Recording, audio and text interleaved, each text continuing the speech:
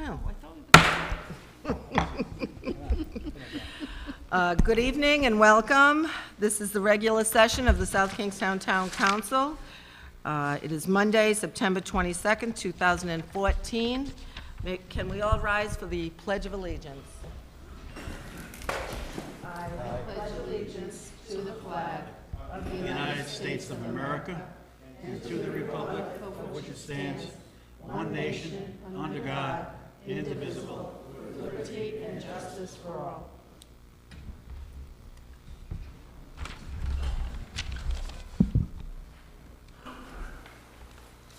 Roll call. Council Vice President McAtee. Here. Councilman Donnelly. Here. Councilwoman Healy. Here. Councilman O'Neill. Here. 4 members present. Council President Whaley is absent. So we have the approval of minutes of the previous meetings. We have the work session of September 8th, 2014. I move approval. Second. I have a motion and a second. All in favor? Aye. 4 in favor, none opposed. We have approval of the minutes of the previous meeting of the regular session, September 8th, 2014. So moved. Second. We have a motion and a second. All in favor? Aye. Opposed? No, none opposed. So motion carries 4-0. We have a approval of the minutes of the closed executive session of September 8th, 2014. So moved. Second? We have a motion and a second. All in favor? Aye. None opposed, so motion carries 4-0. Would anyone like anything taken off of the consent agenda? No. Well, hearing none, do I have a motion? So moved. Second. All in favor? Aye. Aye. Opposed? None, so motion carries 4-0.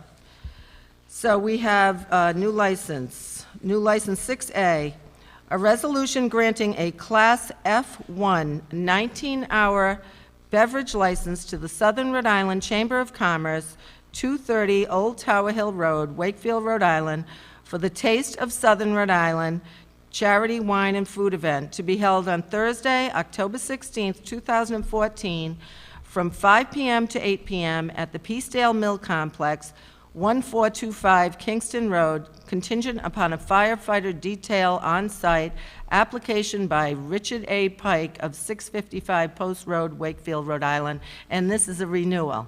So, Mr. Pike, would you like to come to the podium? Thank you. If I may, I'd like to give each of you a little brochure about the event that'll kind of fill you in on the details. Yes, you may. Thanks. Thank you.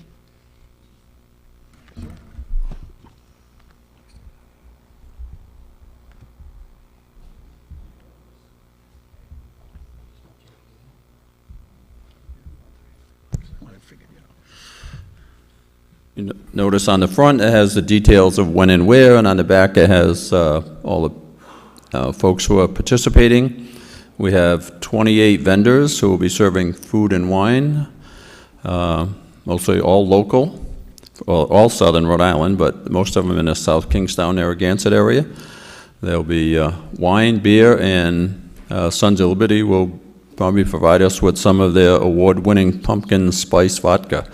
So it should be a great event, and I encourage you all to attend if you will give us a license to operate. If you have any questions, I'd be happy to try to answer them. Anybody have any questions? No questions. It's always been a great event, and I expect the same to happen again. Why don't you tell the audience how much the tickets are and where they can purchase them? The tickets are $35 in advance. If you you can buy them online. They're $40 at the door, and if you have 8 or 9 other friends you'd like to bring along, you can get 10 tickets for $300 or $30 each. So I recommend buying the 10-ticket pack. Well, thank you. So any other comments up here? So do I have a motion as to this new license?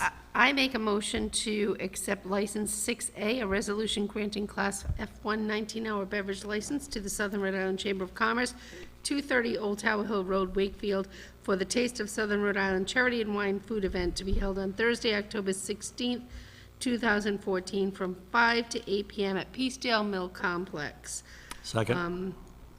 Oh, I'm sorry. No, I'm done. Second. We have a motion and a second. All in favor? Aye. Opposed? None It's opposed. a great event. Thank you very much. Get your license, 4-0. Thank you. Good luck.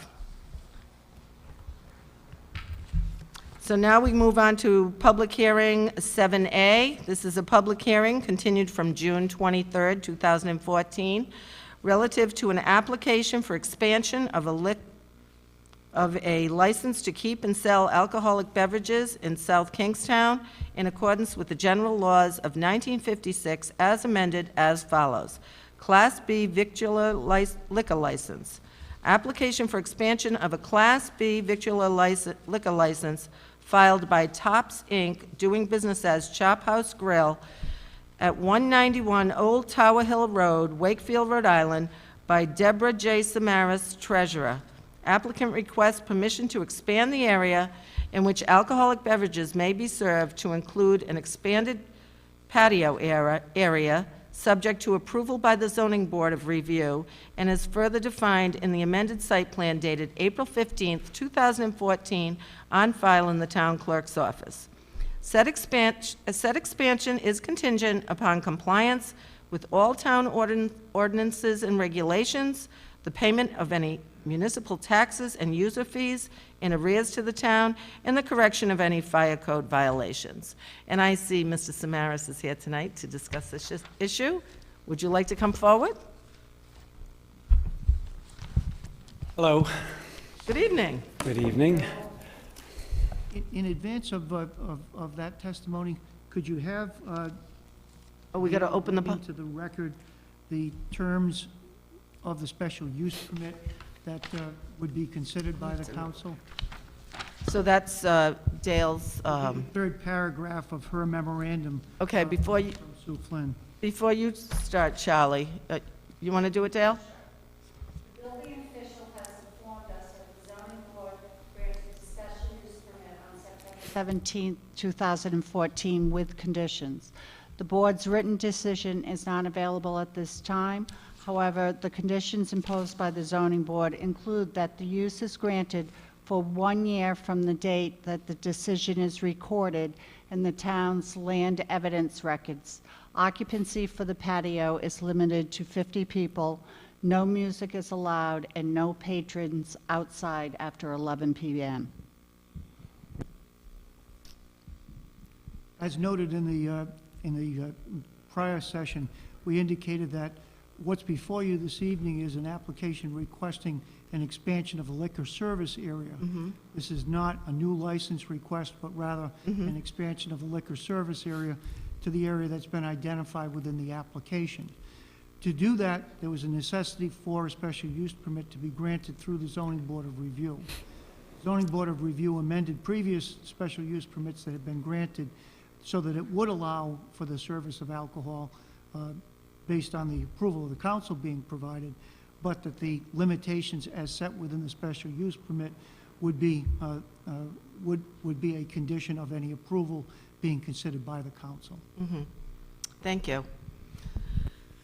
Okay. So, Charlie, you want to tell us about what your Sure. plans are? I mean, I know specifically it's about the alcohol, but in terms of what I'm attempting to do, this is about our food service. This is about having people who like to sit outside and dine. I'm really not interested in selling. The alcohol comes with the dining services, obviously. No one's going to sit out there and drink per se. I know some of the issues have been the potential noise come later in the evening when we're done with our dining services, and I don't expect that to happen. My intent is to, we lost a lot of trade because people want to sit outside in the summertime, and we couldn't offer that to them. And with my plans, I don't know if you have a copy of the plans or not, but anyway, this is going to be enclosed, fencing, maybe a little fire pit if it's in the fall. I'm going to spend a lot of money out there. There's going to be a host person. It's going to be almost operating like a restaurant. But come 9, 10 o'clock at night, I'd like to say we're serving a lot of food, but we're not. At that point, things calm down. Our dining service is not like Casey's used to be. Casey's was a pub, as was Charlie O's, so obviously I love pubs. But what I'm trying to do is just to accommodate some of my clientele and get some other clientele who like sitting outside. Now, obviously, we can't compete with the Coast Guard House sitting on the ocean or the oyster bars on the water, but I think it will really help me and my partner if we can have outside dining services. I know that as far as the parking issues are concerned, we are valeting with United Parking, and we also have an agreement with the Shores Plaza across the street through Larry Fish, put that together with the owners, and we've got all the insurances, so we have been valeting. And we also, George Jabe has been kind enough to let my employees park behind his building, so there are literally no parking issues or in terms of extra parking spots with the 50 seats that assuming that they're all filled at one time would be 50 people. The patio was out there per se, 3/4 of what I'm trying to do, but has never been used. So obviously we had to continue with, with what I've gone through with the zoning board and now with the council. I mean, it's going to be a beautiful, beautiful patio. And the reason that, as I explained at the zoning board, the reason that I'm putting it where it is, it's the only place to put it. Because right off that east side is where we have a new bar that I put in that upstairs dining room for any of you that have been in there. And then I also have bathrooms there, and there's egresses there, and it's an easy place to run my food up through the back. If I was to put it in, and it wouldn't work in any other location, so believe me, if I could have put it somewhere else to accommodate my neighbor's concern, I would have. So Charlie, it's going to be an expansion of the patio that's already out there? Well, the patio's there, but it's never been used for anything. Right now, I have 3 tables there with some umbrellas for people who want to sit out there and have a cigarette or a cigar or something. So the patio, as it's existing, is roughly 851 square feet. I'm just adding another 293 square feet. So it's not like I'm trying to put a monster. It's not going to be that big of a place, but it's going to help. So I'm not sure what else I could help you with in terms of questions, but. Anybody have any questions? Jim? Charlie, does the addition, the 293 square feet addition, does that include the fencing? And is the fencing natural, arborvitae's, or is it wood fencing? Well, I haven't gotten to that point because I wasn't sure where I was going. But I did say at the zoning board meeting that it will be solid, and there are going to be some plantings there, and most of the fence is 8 feet high, and then there's going to be one side that's 6 feet. So I don't see any noise issues, especially past 10, 11 o'clock at night. I mean, noise would be common noise of an outside restaurant with no music. I think my neighbors ultimately, when they see it, and hear it, or don't hear, will be quite happy. And if they're not, I am more than willing. My reputation at Charlie O's was if my neighbors had a complaint or an issue, they got a hold of me and I fixed it. And that's on record in Narragansett if anyone wanted ever to check it. I built a nightclub at one point, spent $100,000 on a discotheque on the second floor back in the mid to late 90s because my late night clientele is saying, Charlie, we come here and then we go to the Bon View. If you gave us a place to dance, we'll stay here. I said, okay. So I built it, and it got to be noisy with the subwoofers, and it started bringing in the wrong crowd. I didn't need the town to tell me this wasn't working. I shut it down myself and blew $100,000. But it was the right thing to do. And that's who I am, that's what I do. So you're going to have fencing around it. I'm thinking like 1149. Have you been out to their patio? Yeah, exactly. They have like a high fence. Right, that's out back exactly there. right. So that's Yeah. kind of what you're thinking in Exactly. those terms? Yeah, it's going to be beautiful. So when Yeah. you're sitting down, I mean, you won't be seeing out. You won't be able to sit. You won't be able to see over the fence. So you're going to think you're somewhere else other than the patio of of the Chop House Grill, or in a parking lot. We don't want you to think you're in a parking lot.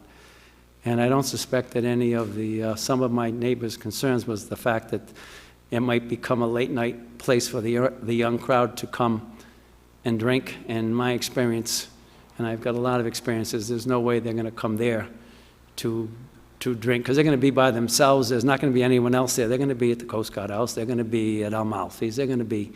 Now, granted, you know, the proof is in the pudding, but I'm quite sure that that's not going to be an issue. Any other questions? The menu items will be comparable to what you have inside? It'll be the exact menu. Perfect. Okay. Jim? Yeah, what I appreciate here, more of a comment, but what I appreciate here, because I wish all of our commercial districts would entertain this, but you heard Charlie say that the valet service, he has an agreement with Shaw's. You heard his neighbor, George Jaber, stepping to the plate. These are offsetting times when both the Jabers mall is the busiest and Charlie picks up the slack there. This is what we really need. This is what you call community, and this is what I really am very positive about that, Charlie. So I thank you for those efforts, and I thank you. thank those other businesses for stepping aboard with you. Thank you. This is a public hearing, so if anyone else would like to come to the podium.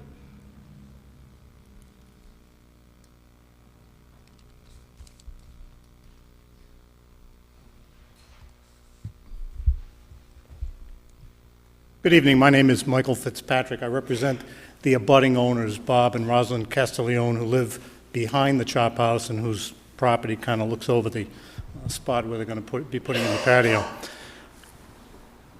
Bob, come on up. We're not here to object tonight. We don't ask the board to refuse this application. We did go to the zoning hearing. We were part of that. We have talked to Charlie. Charlie has made it very clear that he will be responsive to the concerns of my clients who, again, live behind this particular location. My clients had certain concerns about noise, a major concern about, you know, we know Charlie, we know his reputation, we know he runs a fine restaurant, we know his clientele, but this particular location in the past, it had some issues. We would have concerns down the road that if this license were to be transferred to another owner, property sold, that somebody coming along in the future may not have as much respect and consideration of the neighbors behind the property. So again, we're not here to object to the granting of this expansion. We're not here to ask you to refuse to grant the application. Again, we're satisfied that Charlie has made those representations and will be responsive to any needs and concerns that my client has. My client does want to, though, for the record, kind of preserve some of those concerns. It's very possible that in the future something may come before the council or the building inspector in the way of enforcement or whatever. And my client would like to kind of preserve those concerns for the record. As I said, noise is an issue. We think Charlie will address that. We don't think it'll be a problem with Charlie. So my client has a statement. I have a number of copies that I would like to present to the board. Please do. Thank you. Bob, if you want, do you want to read it or summarize it? Yeah, Go right ahead. I'd like to read it. My name is Robert Castiglione. My wife Rosalind and I are the owners and occupants of the property at 110 Narragansett Avenue West, a residential property that directly abuts the entire southern boundary of the property in which the Chop House Grill operates. Consequently, our property is the sole buffer zone that directly abuts the property in which the Chop House Grill operates. And as such, our property is the main buffer between the activities at the Chop House Grill and the activities of the occupants of residential property directly south of us. In this statement, we offer three major areas of our concern regarding the Zoning Board's decision on September 17th.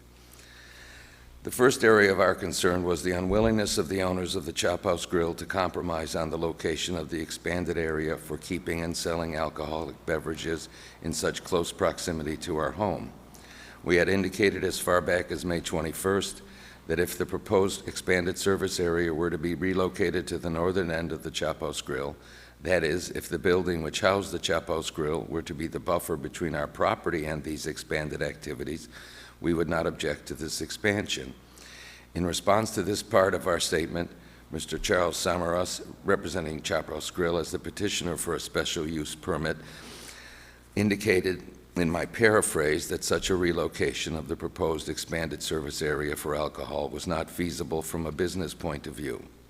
Most recently, at the September 17th meeting of the Zoning Board, I answered an inquiry from a member of the Zoning Board by indicating that we had requested on May 21st that the petitioner reconsider the proposed location of the expanded service to the northern end of the Chapos Grill, and that we would have no objection to the proposed expanded service as long as it was restricted to the northern side of the Chapos Grill. In response to my comment, Mr. Charles Samaras reiterated his claim that such a relocation was not feasible and added that the renovations that had been made to the building which housed the Chapos Grill precluded such a relocation of the proposed expanded service to the northern side of the building. We believe that the Zoning Board's decision on September 17th crossed a threshold. According to our research, in the past 5 years prior to this decision of the Zoning Board, it appears that the request for special use approvals of outdoor drinking in South Kingston has only come up for 2 other restaurants, Matunik Oyster Bar and Trattoria Romana South, and neither of these directly abuts residential properties. The special use permit that the Zoning Board granted on September 17th will allow an expanded service area for alcoholic beverages that is 75 feet from our property line and 125 feet from the living room, kitchen, and a bedroom in our home. What was a small outside patio on the east side of the building, which is less than 476 square feet in area, and where the drinking of alcoholic beverages was not allowed, will be expanded to create a much larger patio area, 1,384 square feet, and where drinking of alcoholic beverages is allowed. This brings us to the second area of our concern. The second area of our concern is the devaluation of the value of our residential property that will be caused by the adjacent restaurant keeping and selling of alcohol beverages outdoors in such close proximity to our home. 7 years ago, when we bought our home in South Kingston, we knew that there was a restaurant with an indoor bar and indoor alcoholic service whose parking lot directly abutted our backyard. But we would never have bought any house in Wakefield near a commercially zoned area if we had known that the Zoning Board could give restaurants a special use permit that would be the preparatory stage in obtaining the right to serve alcoholic beverages outdoors right next to the backyards of people in residential zones. At the September 17th meeting of the Zoning Board, Alan Cameron, a Rhode Island real estate agent, responded to a question from a member of the Zoning Board. In that response, Mr. Cameron indicated that the selling price of our home would be devalued by 10% because of the presence of an outdoor alcoholic service next to our backyard. There may be disagreement over the 10% devaluation figure. Some people may think it is too low, while others may think it is too high. But almost everyone would agree that having alcoholic beverages served outdoors immediately adjacent to a residence would decrease the dollar value of that residence. Being able to consume alcoholic beverages in a patio area outside a restaurant while looking at the surrounding trees of the adjacent residential property owner increases the value of a restaurant, but it decreases the value of immediately adjacent residential property. If the dollar value of our property is decreased by 10%, will the town of South Kingston reduce the taxes on our residential property by 10%? We learned from the comments and discussions of the members of the Zoning Board on September 17th that the comprehensive economic plan of South Kingston advocates more development of CH zone businesses. But do the taxpayers who live in the residential areas in South Kingston surrounding such zones, like the people who want to live in town close to the center of a community like Wakefield, know that while the value of the commercial property increases, that the value of their residence significantly decreases? Even if such devaluations affect only 1 or 2 or 3 residential property owners out of 1,000 or 2,000 or even 10,000 residential property owners, these are substantial decreases in the value of their property. Our home is a great part of our life savings, and we believe that the same fact is true of almost all of the taxpayers in South Kingston. The third area of our concern Is the status of these restrictions authorized on September 17th? Should the restaurant or commercial property or both be sold? While we are appreciative of the decision of the zoning board on September 17th that did prohibit music and entertainment and limitations on the hours of operation of the patio, it did not provide for soundproof fencing. What would happen in the case of the Chop House Grill being sold? We ask you to consider the fact that the restriction against the service and consumption of alcoholic beverage that had been in place on the former restaurant, Casey's, next door to our residence at 110 Narragansett Avenue West, when we bought our home, has just been changed for the new restaurant, Chop House Grill, by this zoning board. According to the website of the town of South Kingston in May of this year, there were 27 Class B victualler licenses in South Kingston, but this number was not listed as a maximum, as is the case with respect to Class A licenses that are listed as having a maximum of 4. What guarantee do the occupants and owners of residential properties have that these restaurants, or even more, that are adjacent to their homes will not be allowed to expand their services to include serving alcoholic beverages outside and immediately adjacent to residential property? In conclusion, these are the concern of Rosalind and I as residential property owners. We ask you to consider that whether or not people own commercial property or residential property or both, they expect that the zoning board will protect their rights. We ask you as members of the town council to be vigilant and to make certain that the zoning board protects the rights of residential property owners. Rosalind and I thank each of the members of the town council for allowing us this opportunity to present to you our concerns about this recent special use permit, and we thank you for allowing us to make this statement part of the record of these proceedings. Thank you, Mr. Castiglione. Thank you. And again, that's, my client wanted to make those part of the record for future considerations in the event that there are any issues or problems. It's not like he waived any of these arguments or rights, and he can always come back and mention those because he has relied on the owner's representations that he will not have any problems. So thank you very much. And again, we're not objecting or asking the board to deny the application. And Mr. Fitzpatrick, before you walk away, as far as the 1 year that they've granted this for 1 year, is there a review planned at the end of the year? There is a review planned according to the decision of the zoning board. Obviously, it's not done yet, but Right. They will be publishing that. And 1 year from the date that the decision of the zoning board is recorded, there will be a review to make sure that there are no problems, that there's been compliance, and there are no issues. So we were very happy that they did, in fact, impose certain restrictions and put the 1 year review on the zoning board approval.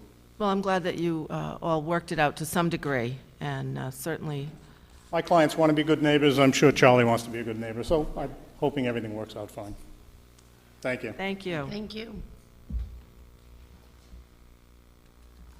Is there anybody else who'd like to speak? This is a public hearing on this particular issue about the outdoor expansion of the liquor license at the Chop House Grill.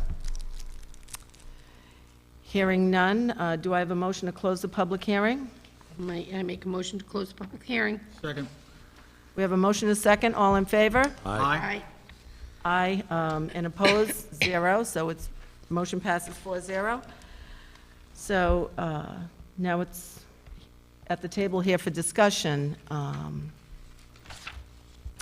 I'd like to, if nobody minds, I'd like to ask Mike if he could give us some advice as to the third issue in this letter, which is at some point when Chop House belongs to somebody else, and what would be the ramifications of the outdoor patio at that time?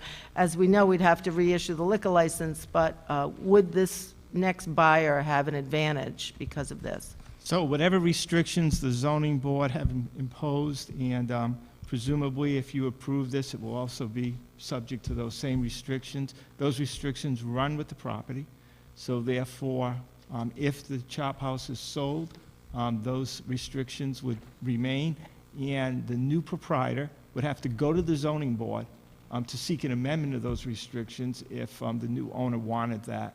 Also, Carol, you pointed out an important restriction, which is that the liquor license, like every liquor license in town, is subject to the town council's approval on an annual basis. And you know, in the past, if there have been issues, the chief of police has brought them to your attention. So that will always be a check, so to speak, on any liquor license in town. But these zoning restrictions would apply to any new owner. And then finally, as has been pointed out, this is only effective for 1 year. Right. And they'll have to go back to the zoning board, and the board will have to decide at that point whether to extend it for 1 or more years after that. And so what you're saying is at any time, if there's problems, even if the zoning board, even if it passed muster a year from now and then became a permanent special use from the zoning board, we could at any time take the liquor license away from the outdoor patio. You have the right as the liquor licensing board to suspend, revoke, impose fines. You've actually done that in the past in terms of imposing fines and having various suspensions. You have that power in the event that there are issues that violate the terms and conditions of the liquor license, yes. Any discussion, any questions? I have none. There are plenty of protections here. Yep. Okay, so do we have a motion? I thought, had you? Oh, I don't even have it in front of me. I make a motion as discussed, is in terms of, I don't even have it in front of me. so right now, so- Here- Page before. I have a suggestion. If the motion's going to be to approve, then make the motion approve on public hearing item 7A, subject to compliance with all town ordinances and regs, the payment of any municipal taxes and user fees, the correction of fire code violations, plus subject to all the terms and conditions imposed by the zoning board in its decision of September 17. Okay, as relative to item 7A, to repeat what we just heard, I make a motion that we approve, based on the public hearing from June 23rd, 2014, relative to the application for expansion of license to keep and sell alcoholic beverages in South Kingstown in accordance with General Laws 1956, as amended and follows. To the Chop House Grill, 191 Old Tower Hill Road, Wakefield, Rhode Island, by Deborah Samaras, Treasurer. Applicant requests permission to expand the area in which alcohol beverages may be served to include an expanded patio area, subject to the approval of the zoning board of review, and further defined in an amended site plan dated April 15th, 2014, in the town clerk's office. The building official has informed us that the zoning board has granted the special use permit on September 17th, 2014, with conditions. The board's written decision is not available at this time. However, the conditions imposed by the zoning board include that the use is granted for 1 year from the date that the decision is recorded in the town's land evidence records. Occupancy for the patio is limited to a maximum right now of 50 people. No music is allowed, and no patrons will be allowed after 11 p.m. I will second that and include for the record, should I mention Rosalind and Robert Castiglione's comments and letter to us Yeah, tonight? that's already part of your record. Sorry, Ross. okay, fine. I'll stay with the second.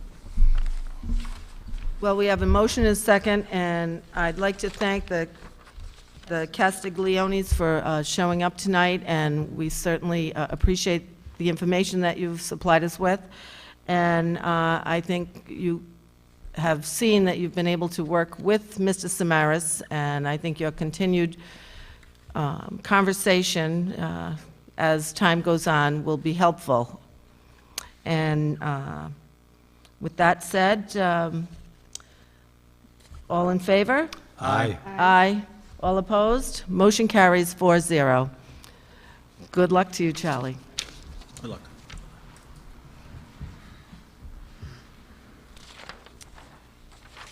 That brings us to, where are we? Comments from interested citizens. Actually, I think Communications. you wanted to add an agenda item under Oh, that's right. communications. You want to add a communication, Jim? Right, yeah, if I may, I would like to add for discussion purposes, as we know, I'd like to add the information we received from the Economic Development Committee this past week, and specifically addressing the survey, and I'd just like the council to see how we should move forward with this. So I know it takes a vote, so my motion is to introduce the information from the EDC that we received in the September 18, 2014 packet. Subject EDC Draft Business Survey. Second? I just got to find it. Oh, here, mine. Yeah, right here. I know it's in here somewhere. Anyway, oh, here it is. Okay, so you want to add it to discussion, so all in favor? Aye. Opposed? Motion carries 4-0. So it has been, the memorandum from Doug McLean dated September 18, 2014, EDC Draft Business Survey is in all of our possessions, and it's open for discussion.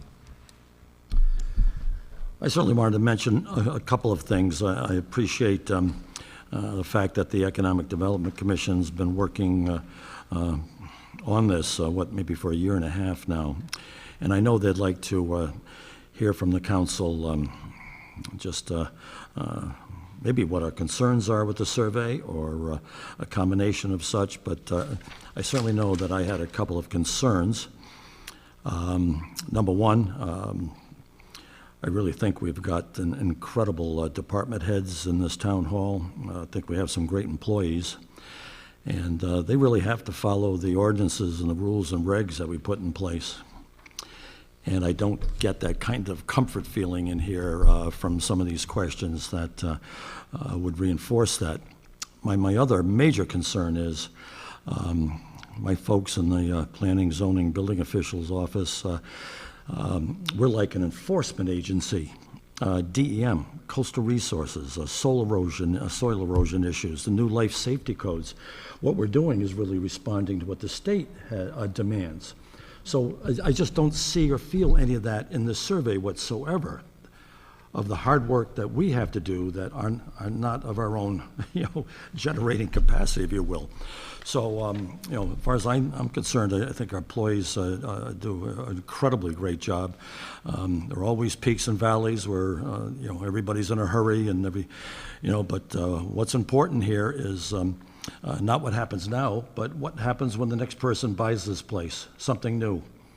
Something goes wrong. They've got to follow the rules and regs. So I just don't get a really comfortable feeling here that the survey is totally balanced, reasonably balanced. It can certainly be biased, but I just don't get that comfort. So I think what the Economic Development Committee is looking for is for our input on this survey so that they can get this rolling. And we have another meeting in 2 weeks. So I think, what would you like to do with this? Does anybody have any suggestions? Meg? We just got this in our packets on Thursday night before we had to be here. And I'm going to say one thing, it takes a village to move a mountain, and in our case, our town has 11 villages. So we get a lot of mountains to move, but we want to be responsive to business, because guess what? We sit here at this table and we are all business friendly. We believe in the town, we believe in small business, and we believe in getting a job done. But we want to do it right. We don't want to discourage people who own businesses. We want to encourage them. I personally would like a few more days to look at this, because this just came in our packets.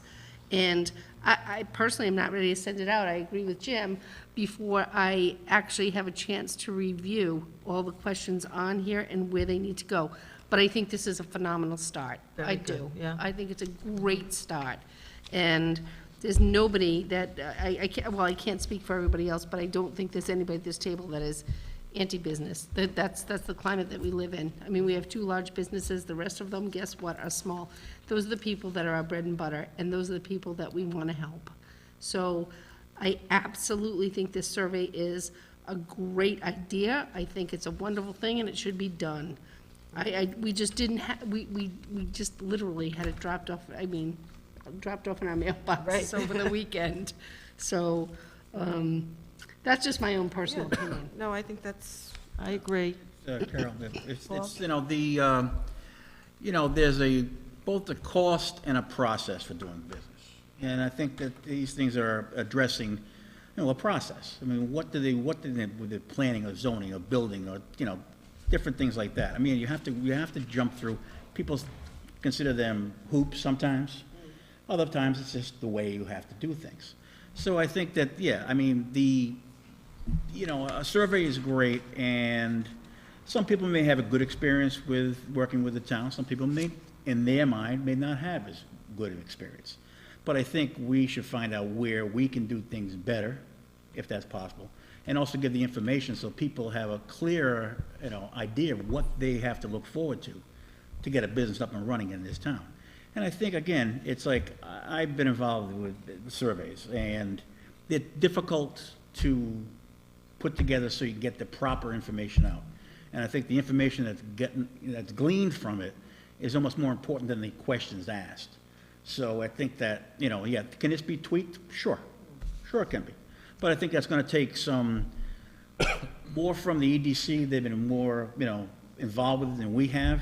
But I said we should put some input, but I think in a way, we give them input, and they're the one, they should be coming back to us with revisions rather than us telling them what the revisions need to be done. I mean, I think, if the ball's more in their court, we're kind of like an advisory position. That's the way I look at it. Well, actually, they're advisory, but. I know, I won't understand, argue but with you on we that, didn't but- put this together.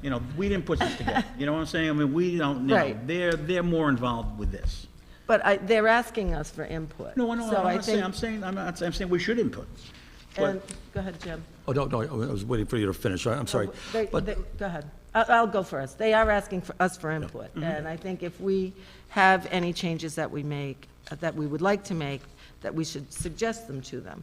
And I would also suggest that we send it to Steve, to send to staff, to see if there's any other suggestions. Because one thing I think that isn't coming out loud and clear in here is, yes, it's nice to know how, what your relationship was with the town and what your difficulties were, but I think it's not clear here that there's not a clear understanding as that the town has to have certain rules and regulations, and those can't always be compromised. So it has to be a balance. So I would like to see a little more balance in here, like both sides spoken about. Go ahead. I certainly concur with that. And, the last zoning change was Phase 2 zoning back in 1999, even before I was on the council. But just as an example, last few times I've been up to the Commons, I've spoken to both owners, and they really have a number of requests. And maybe this is something the EDC should do. We have different villages, we have different areas of town. I really think they should sit down with the businesses, as an example, of the Commons. What's right, what's wrong, signage, parking, it's now 12 years old, the same rules are in place, maybe we need more square footage on the last couple of parcels to do something. So that's one. Downtown Wakefield, another, downtown Peacedale. So I think they can have different meetings with our merchants and these folks too, and really get a give and take. And have different needs, you mean? Absolutely, Different villages absolutely have different different needs. needs, yes. I agree with that. Yeah, 'cause Well, so do we want to make a motion to refer it to staff and all of us at the table here, if we have questions or input that we want to, changes that we want to make to this document, that we could email them to Steve? Yes, I would say that we should direct them to the staff. And then hopefully we hear back in 2 weeks at the next meeting? Your motion. Anybody want to make that motion? Well, it is my motion with everything that was said tonight. I really am, want can to we sit make down with different groups of merchants in town and really find out, okay, it's now 12 years old, this policy, or the planning board approval. This is still time to make changes. What can we do right? But maybe and that's a left? question that could be in the Yeah, survey, yeah, Jim. yeah. I mean, the survey's the first thing Oh, to go out. it certainly should be in the So maybe survey. that's something that should be suggested, that, just like you have the downtown merchants, you could have the merchants at the Commons, or you could have the commercial highway merchants, or, Exactly, all of that, and the same thing when I talked about the enforcement side of things here. Our directors of all of our committees here, as well as departments, as I said earlier, they're an enforcement group. So, but that's nowhere in here to show how much work they have to do, just outside of what our own council has produced over the years and decades. So I think let's stick to, whatever changes we want to make to the survey, and that could be a question, what you just said could be one of the questions you want added to this. I don't think it's a bad idea. And So we the wanna refer to legal motion that you can make is to refer the survey to staff, and anyone who has Input. thoughts should send them to the manager's office. okay. I asked that they be sent to me by October 6th, which is Monday. Yes, I need to get the information to you on the 9th, which is a Thursday. yes. I think we can handle that. Okay, so who's making the motion here?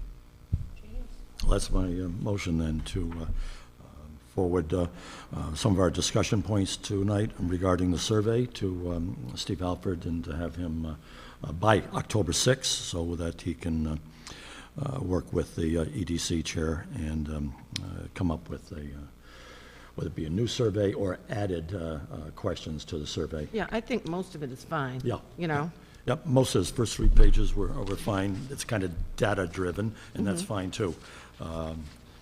no, they've done a nice job, they really did. No, they really have. And I certainly want to encourage them to keep working. I think this is important, because they've been working on this at least a year, if not a year and a half. So I think it's important that they hear from us what's a few things that are missing, a few things would add. Because Very we may important. be hearing things that they're not hearing, you Exactly. know? Exactly right, Carol. Exactly right. Okay, so we have a motion. Who's going to make a second? Second.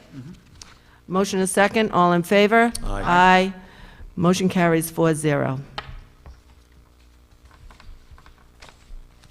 So now we're on comments from interested citizens.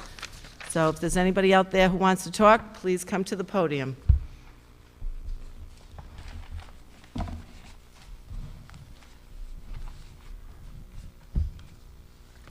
Thank you. I'm Tony Robinson. My wife Barbara and I live in the Sweet Allen Farm development, which is really close to here.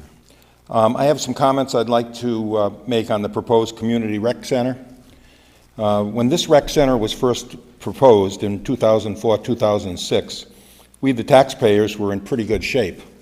Our homes were gaining in value year after year. Unemployment was almost unheard of, and particularly in South County.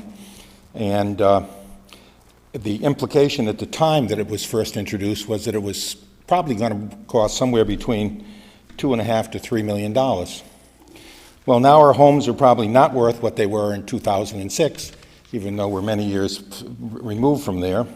We have the third worst unemployment rate in the nation. And it now looks like this is going to be very expensive and well in excess of $6 million. I'm convinced that if you took this to the citizens of this town in a referendum now and asked them if they still wanted to do this, it would be defeated by a wide margin. You know, right where we're sitting, right here, we're less than 3 miles from the University of Rhode Island, which has thousands of square feet of gymnasium and track space, and which can be available with just a little bit of effort by almost all the citizens in this town.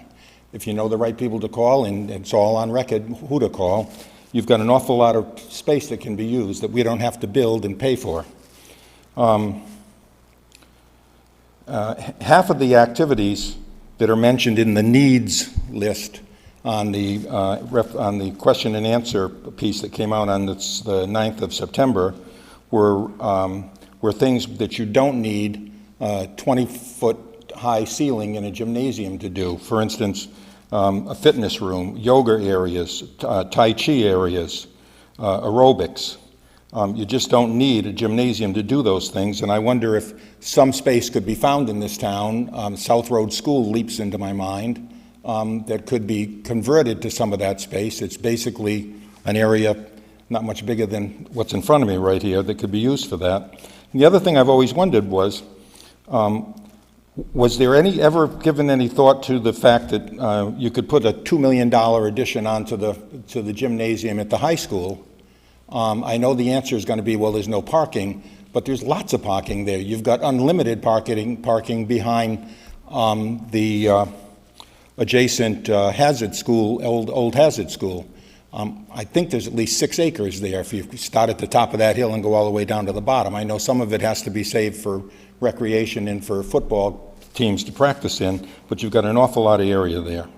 And I guess last but not least, and I know I don't have to remind you of this because you just stated that you're pro-business, but this super gym will directly compete with tax-paying local businesses, and lots of them. That's what I had to say. Thanks. Thank you, Mr. Robinson. Steve, do you want to, you look like you're setting up to speak. Oh, do you want to respond? I think that my response would be is that there is a meeting scheduled for tomorrow night. And unfortunately, I'm going to be out of state tomorrow night. That's why.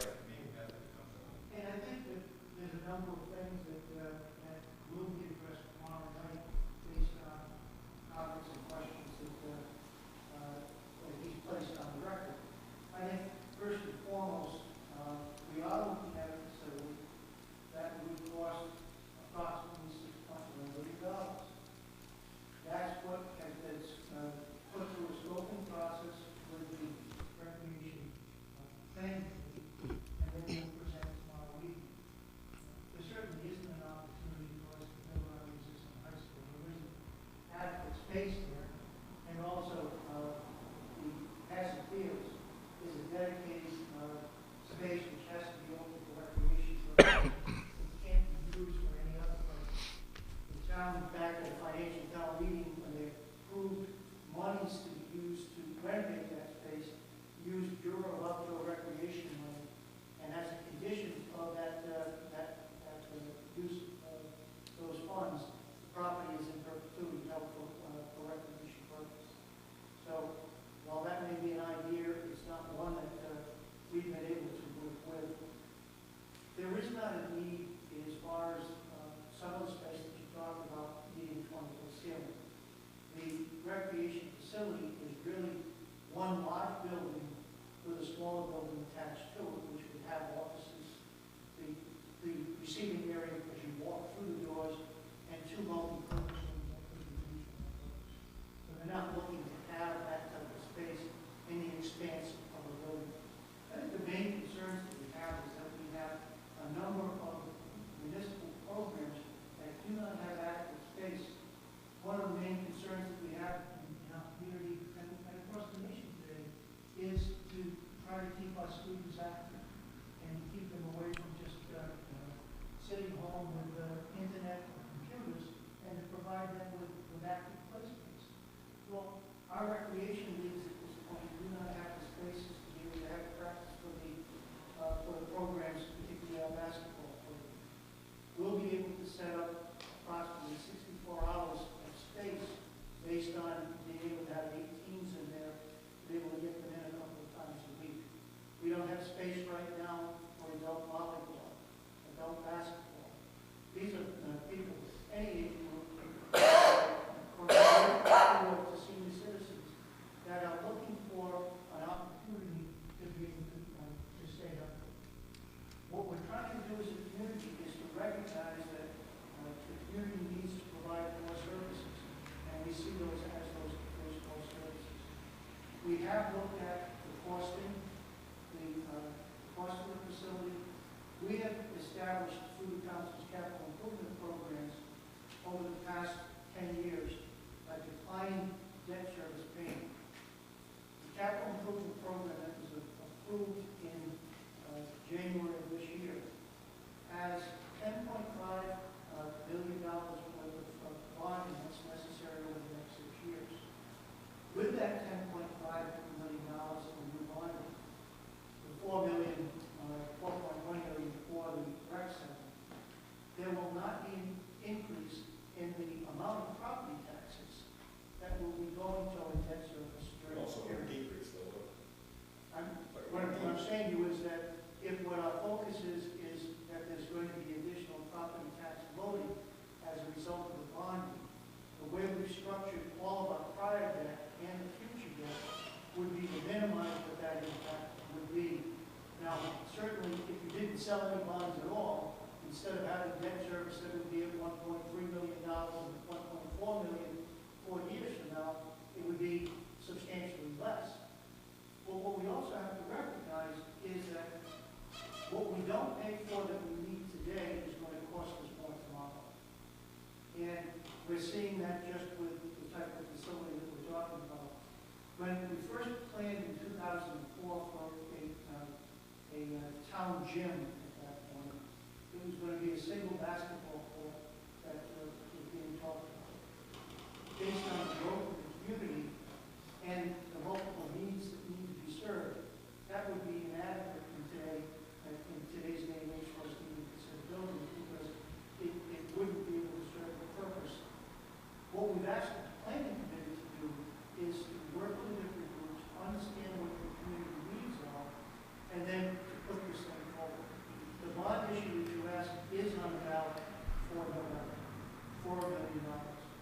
If that bond issue isn't approved, the other bonds are still available, but that whole program would have to be repackaged, because there would certainly be a clear message. The community in general was not supportive of a program as large as $6 million. So I really wish you would be available tomorrow evening. I will say that after tomorrow evening's presentation, it will be videotaped, it will be streamed, and it will be available. What we're trying to do is to get the best information out and for the public to be able to make an informed decision. I think the council in the adoption of the capital improvement program has recognized that this is a need that we need to be able to begin servicing. You know, we've spent literally several $1 million in buying parkland and developing parkland and providing the services for outdoor purposes. But we still have only 14 reasons to be able to meet a broad community's need. Senior citizens have asked us to space indoor walking in the winter rather than just having Highfield walk. We've had requests for indoor tennis with seniors with pickleball. We certainly have a request with is there space available for indoor soccer for baseball tryouts before the field tour. All of these demands come to the town, and we're not able to serve them. So what we're attempting to do is to put a package together that will serve a majority of those needs, and hopefully have the community willing to accept it. If the community feels it can't afford it, then the program's going to have to be suspended. And the way that would happen is we vote down the $1 million on the next one, right? Well, that's what I'm saying. If they go down I think you're making assumptions about demand that are not there. And if you did and I know you can't do it, it's way too late to get it on the ballot, but if you did a referendum right now, spell it all out again, I bet you'd be willing to bet a lot of money that you'd lose by a landslide.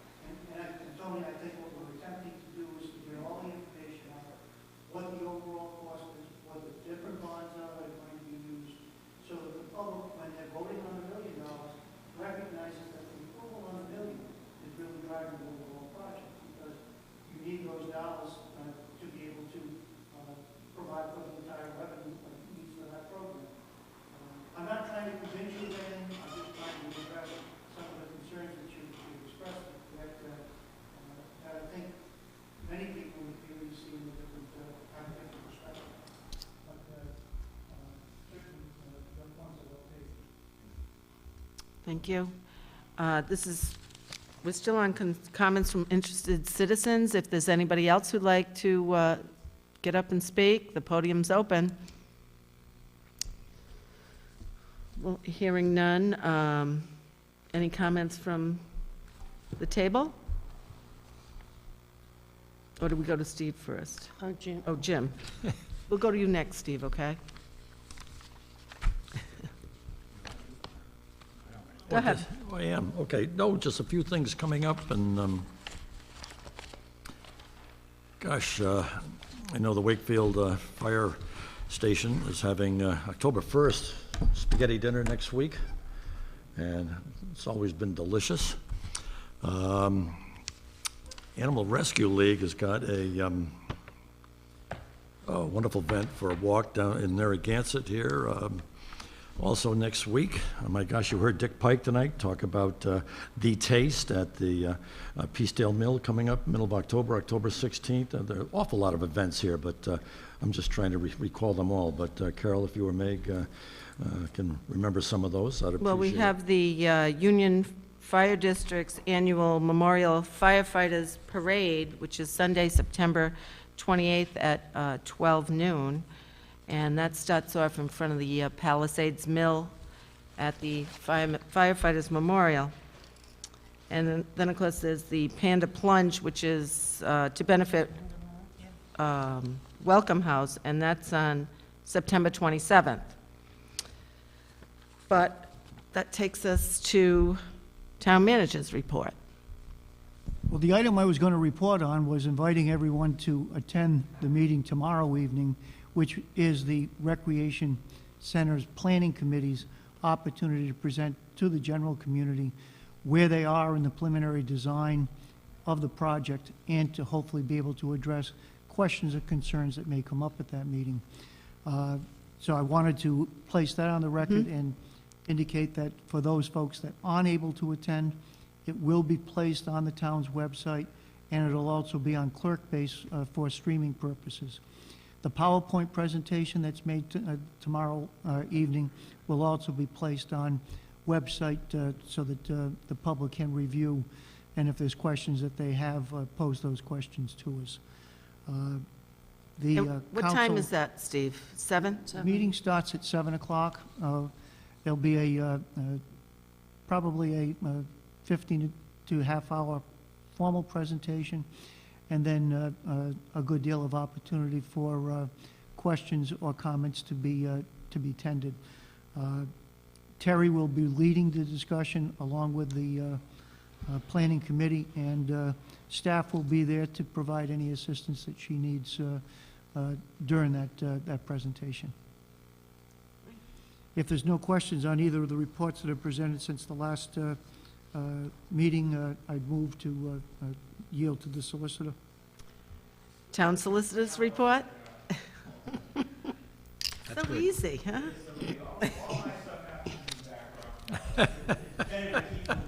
We just get scared when we have to hear from you. Well, I want to put him back in the spotlight because I would like him to report on Matunic in terms of the decision that's been recorded.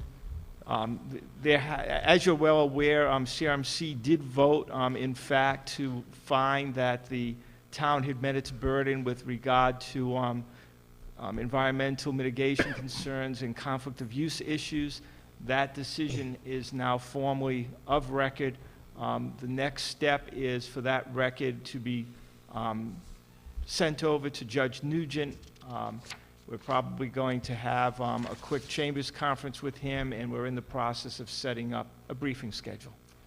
Very good. So there is some positive news. We're moving forward with that. Great, thank you. And I don't think we have any appointments tonight.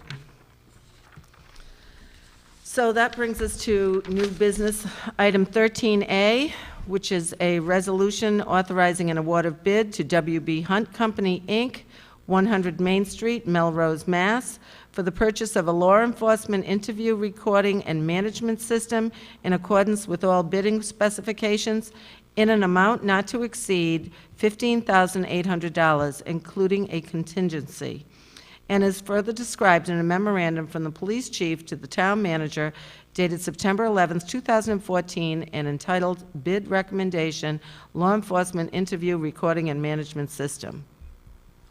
As noted in the chief's memo, this is equipment that we will need as we move toward accreditation standards. It's recording equipment for custodial interrogations, and we'll have this installed both on the first and the second floor, and it'll provide us with better documentation as far as the interview process that's followed on any criminal proceeding. So Steve, right now they're doing everything by hand? When they interview, they're not recording? No, this system, the video recording is done on the interviews now. Yeah. This is a system which will have the video reporting as a part of the case record along with the documentation So everything will be in one place, and it will be all on one single record. So this is what each of the police departments are being asked to develop on any criminal case. Yeah, as a matter of fact, when I have criminal clients, you get a CD for many of the police departments now as to, This is what with we're all the looking- information for discovery. But, very good. Any discussion? So this is going to be true throughout the state of Rhode Island? Is it expanding our borders to all cities and towns? As all municipalities are moving toward department accreditations, this will be one of the standards that they'll be meeting. It's also standardized equipment so that what goes on in South Kingstown will be the same in the other communities. Okay. That's what they're trying to do, is to standardize. There's a few companies, but for the most part, the product is the same. Thank you, Steve. If there are no questions, Carol, then I move approval of new business A. Second. We have a motion and a second. All in favor? Aye. Motion carries 4-0.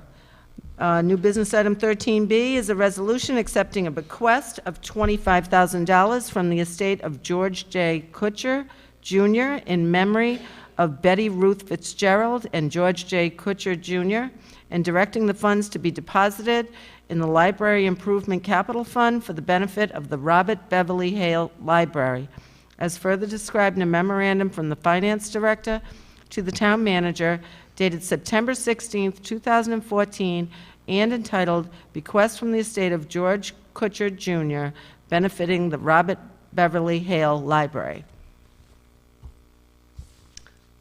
Go ahead, Steve, do you want to talk about this? The only thing I just wanted to add, I certainly would make the motion to approve this, pending a letter from the town to the executor of the family, thanking them for the generous contribution and what they've done to support the library system in town. I think that's a good idea, Meg. It's very nice of them to donate this money to the town and to the Hale Library. So I think we'd like to thank the family for this kind bequest. Jim, did you want to say something? Yeah, no, it's a wonderful request. The library is close to my home, and I know Steve said this money would be put in the, I believe he said, the capital reserve account directly for the Beverly Hale Library. The reason I recommend that it be placed in the capital reserve is that there was no directives other than the gifting of the $25,000. For us to be able to assure that the wishes are met, we will set that up as a project within the capital reserve fund for Robert Beverly Hale purposes only. It does not go back to a fund balance. It will be held in that account until such time as the money is expended. And that money to be expended through the capital reserve would be something that would become through library board to council. Thank you. So no more questions. Do we have a motion? I think Meg sort of made the Did motion. you make a motion, I Meg? did make a motion. Oh, you did, okay. How about a second? Do we have a Second. second? All in favor? Aye. Opposed? Motion carries 4-0. New business item 13C is a resolution authorizing an award of bid to National Wash Authority, 100 North Jackson Street, Morrison, Illinois, for exterior power washing of the Victoria Lane and Matucket Road water storage tanks using the aerial lift means and methods in an amount not to exceed $51,000, including a $5,000 contingency, and further authorizing the use of $11,000 from the Water Enterprise Fund's unrestricted net assets, in addition to funds budgeted for this work in the Water Division's fiscal year 2014-15 capital improvement program, and is further described in a memorandum from the Public Services Director to the Town Manager dated September 15, 2014, and entitled Bid Recommendation Water Tank Exterior Cleaning. I think it's important to recognize that the last power washing was done in 2011. So in the course of really a 3.5-year period, we've seen those tanks experience the type of algae growth that needs to be cleaned again. So I think what we're looking at is that this is going to be every 3 to 4 year, we're going to be looking at this type of a cost. until the paint industry comes up with a means of inhibiting the algae growth and fungus that never populated the lead paint that was used on these tanks. But once we were required to stop using that type of a paint surface, we've seen it with the new paint types that are used. We're not alone. Each of the other municipalities, particularly those close to the ocean, are seeing this type of a difficult cleaning responsibility. We received 2 bids from 2 different companies. We recommended the lowest qualified bidder. This is the same firm that did the work for us 3 years ago. They did an excellent job. However, the inhibitor that was used for the fungus certainly wasn't up to the task. So we'll see how we make out with this, but I think it's going to be a reoccurring capital project within the water fund as we go forward. Any questions? How about a motion? Make a motion then to approve new business item C. Second that? All in favor? Aye. Aye. Opposed? Motion carries 4-0.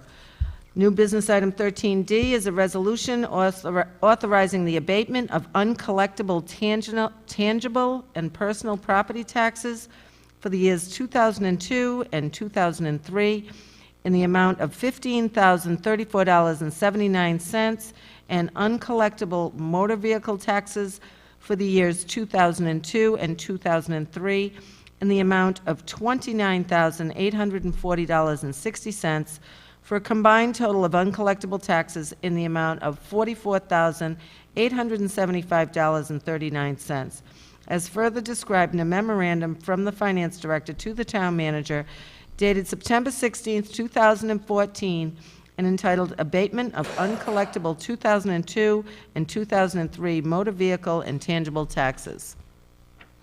Trish has provided the council with a memorandum explaining that taxes from the 2002-2003 year are no longer collectible. And this is a minor amount. What we're looking at is 0.5% of an abatement in each year. The overall for 2002 of $46,359 is proposed for abatement in 2002, and for 2003, the $23,353. Each of these represents 0.05 or the overall collection rate for those 2 years, and the overall levies were $46.4 million and $49.5 million. Our collection rate is at 99.5%. Most of the motor vehicles are vehicles that were low-priced vehicles that may have been with student population from the university, a portion of that. Tangibles are usually business properties, tangible business properties, and most of those are from businesses that are no longer in business in the town of South Kingstown. So with a collection rate of 99.5%, this is really a cost of doing business. We have had all of these taxes, delinquent taxes, submitted through our collection agency. They have attempted to collect them. They've been somewhat successful, but the remainder needs to be written off at this point.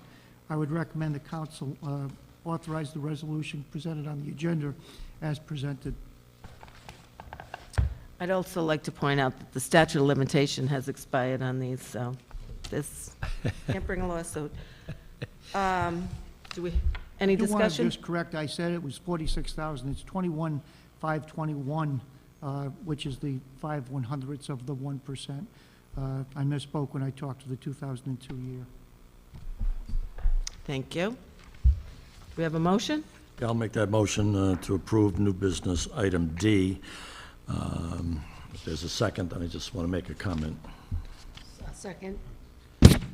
Yeah, 99.5%, you know, with this economy, I think it tells you an awful lot about how well the town is run, but I think it also says about an outstanding citizens who appreciate the work. And What a great job, Trish. Appreciate. Welcome aboard, Steve. Always continuing. We expect nothing less.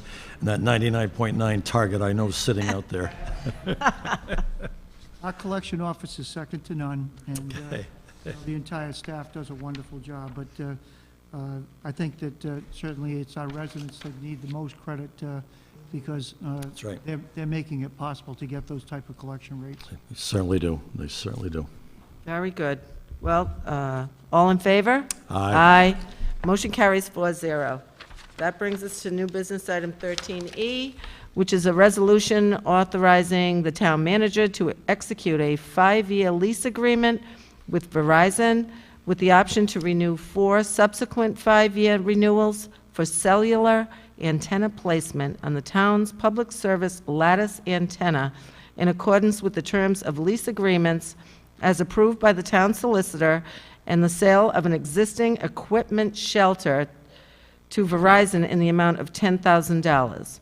This authorization is also conditioned upon a structural analysis of the antenna tower acceptable to the Public Service Director and Verizon's capital cost contribution to AT&T, and is further described in a memorandum from the Public Services Director to the Town Manager dated September 15, 2014, and entitled Verizon Lease Agreement Public Services Lattice Antenna. As the memorandum indicates, Sprint is leaving the tower. The AT&T will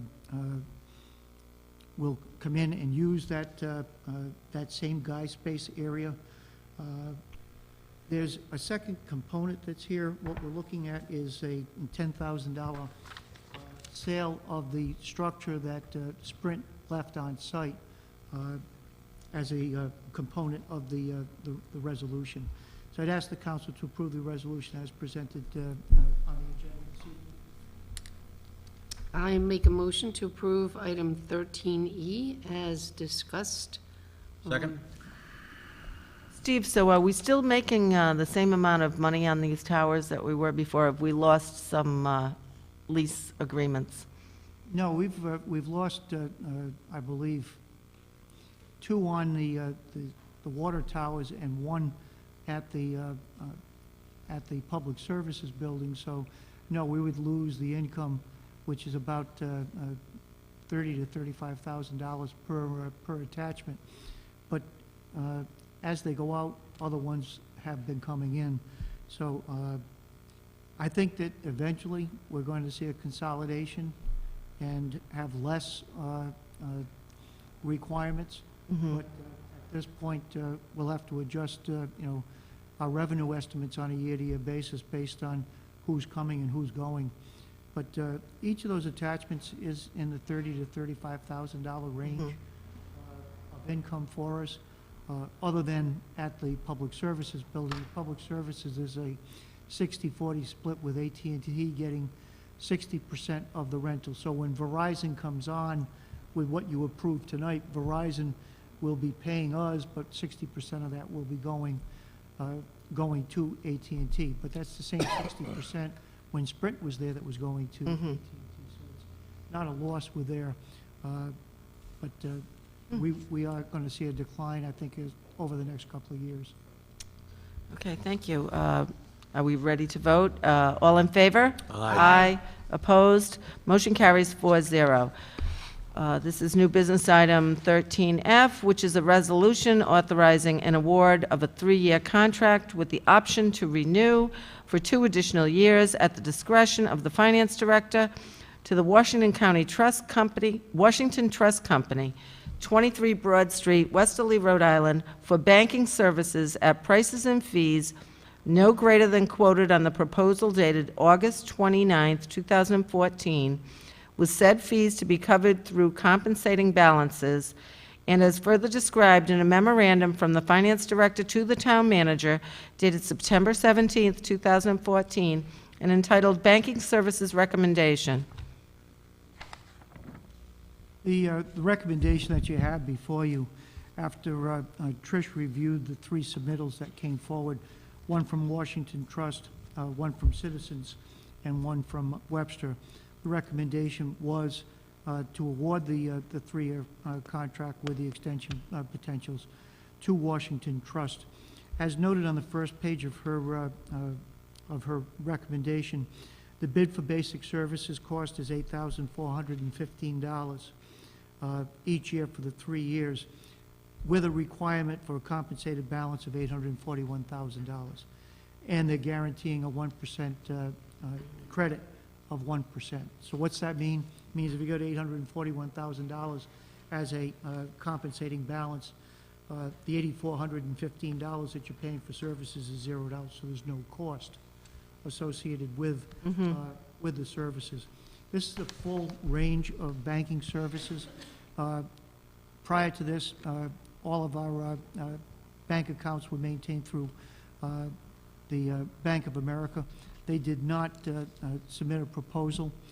We are looking to expand services. One of the optional services that was reviewed was the bank courier and armored card deposit service option. And what we're looking at is a bank courier being possible, so that it will do away with the need for the police vehicle to pick up deposits from the town hall on a daily basis, and for a courier to be resident with the police for the delivery of that deposit. Many times the courier is held up because the police, if they're actively involved in a police matter, are not available for the transport or for the time at the bank. This will provide better productive time for the police, and also at a cost of about $2,400, it will be somewhat less than what the courier service currently is that we've used for many, many years.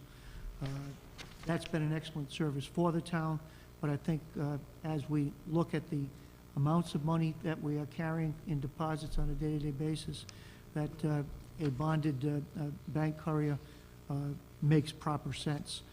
We are looking at other optional services. One of remote deposits.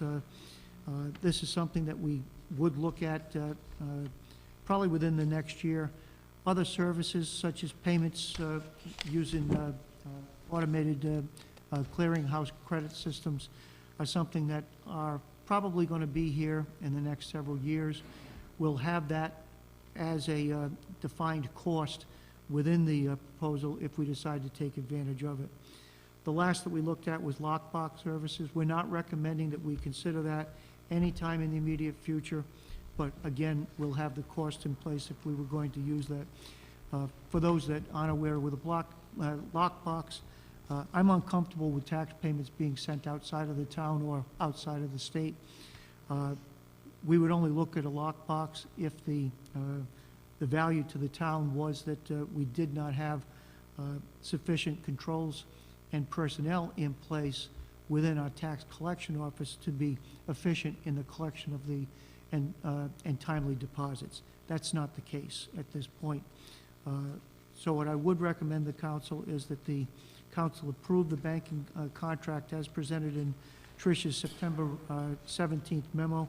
Trish is here tonight if council has any specific questions on the new services.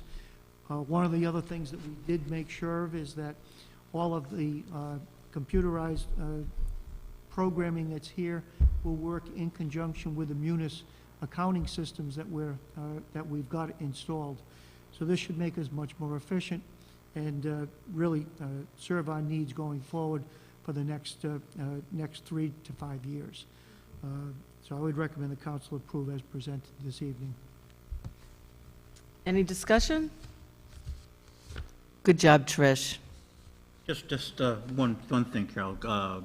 Steve said the courier was held up. You mean delayed? Good call, Paul. Good, Paul. I just had to. You get a haircut and that's what I get. I know, you know. He's got a clear head. That's what he said to us when he came in tonight. I am just aghast at the disparity in numbers. It just blows me away. The disparity is incredible. Yeah, it really is. I would say that Hank would never be held up, and he's usually a courier. So, Did we get a motion? No. Oh, we did. Oh, we did? Oh, you We did. Okay. Okay, all in favor? Aye. Aye. Motion carries 4-0.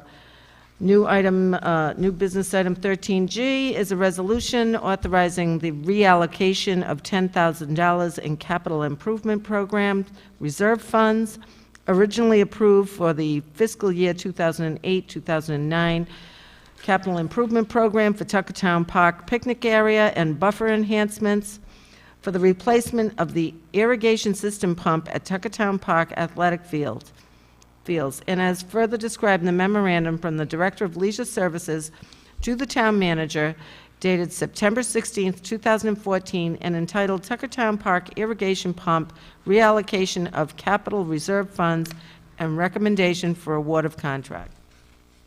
Item H is the item that we're spending the $10,000 on. The monies were set aside for the first of a multi-year program, which would have provided enhancements on the picnic area. That area, secondary funding was never made available for it, so the money is sat in trust.